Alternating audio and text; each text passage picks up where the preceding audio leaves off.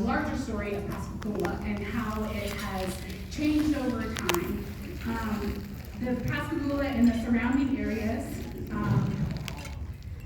Pascagoula, I don't know why, I feel like I just have to, okay, this works better for me. Pascagoula and the surrounding areas, the way that they developed, it's clear when you look back through the history that it's been shaped by its forests, its waterways, its industries, its storms, and its neighborhoods. So let's go back to the 1800s. Just a quick little historical overview here. Pascagoula's early economy grew because of the Pascagoula River in the Gulf, right? Longleaf pine forests that from across the region fueled a booming lumber industry. Logs floated downriver to sawmills along the waterfront, and Pascagoula became one of the largest lumber shipping ports on the Gulf. During that time, the shoreline was not built for homes, it was built for mills, docks, storage, and shipping.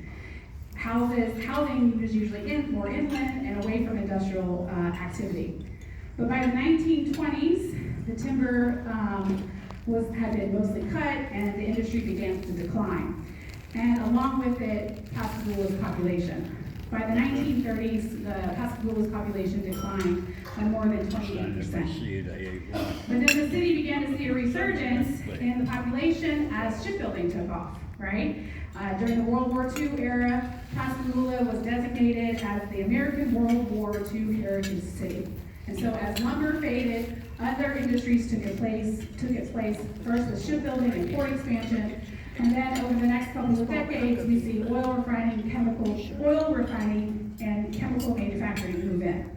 By the 1960s, this growth in industrial footprint led to a population growth of the 1960s. And so you can say sort of what we see now in Pascagoula in terms of its industrial activity and neighborhood sort of grew up together.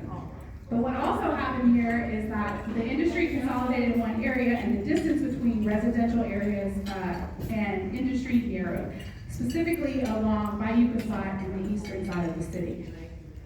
So this is a map. How well can you see it? Yeah. So this is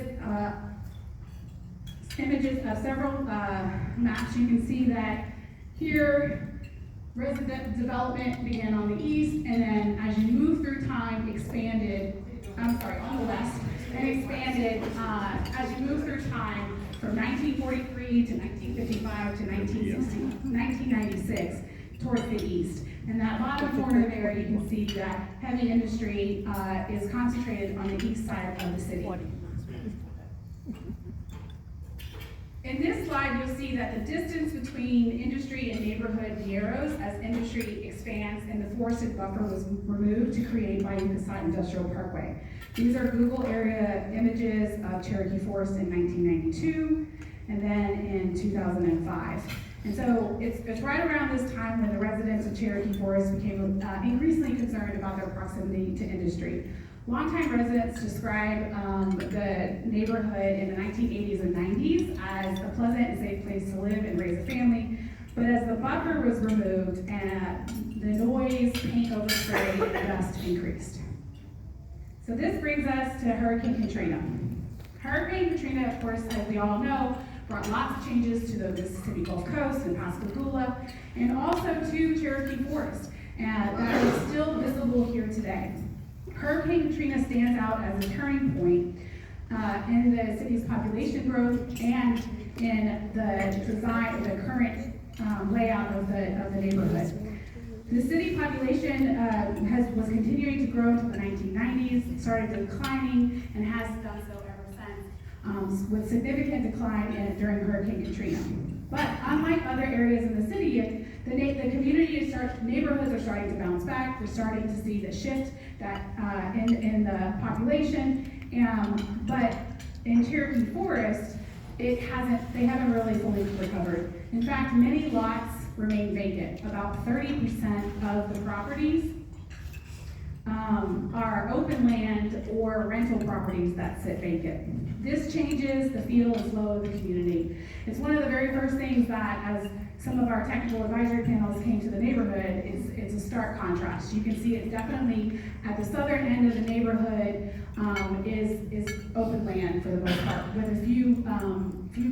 few homes still standing. So these vacancy patterns aren't random though. They're concentrated, like I said, at the eastern end, in the lowest lying areas closest to the waterway and near industrial park. So many of you participated in the workshops that we held last year, where our partners, Climate Resilient Consulting and One Architecture, presented the flood risk data about the neighborhood. They shared with us that the neighborhood in the census tract ranks in the top 5 to 7% of flood risk in the country, coastal flooding, hurricanes, and ravine flooding. It's also worth reporting here today that the average elevation of Cherokee Forest is 5 feet below the designated base flood elevation, and that currently only 10 homes in the neighborhood that are about, I want to say 120, 130, I don't know the exact numbers off the top of my head, existing homes and structures have been elevated, so only 10 of them.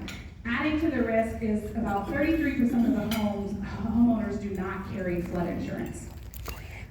So based on the feedback that we received from residents and other stakeholders, the technical design team created 2 graphics to illustrate the risk specific to Cherokee Forest. The first shows the elevation levels of Cherokee Forest and compared to southeast Pascagoula.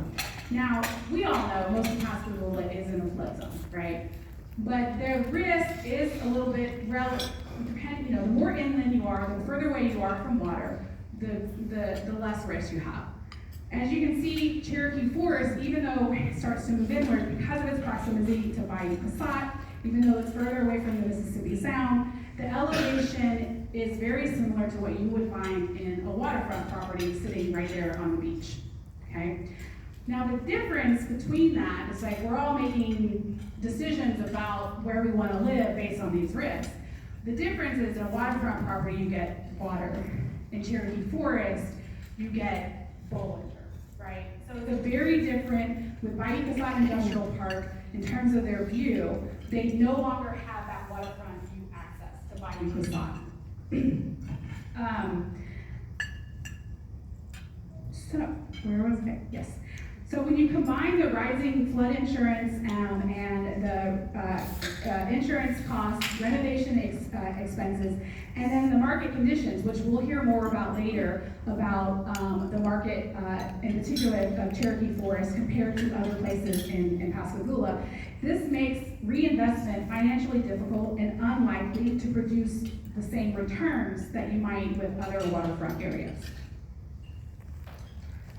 The second here graph shows you is an image that they created. Sorry, I lost my notes.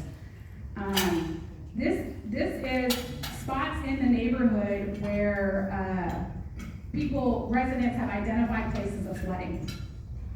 And so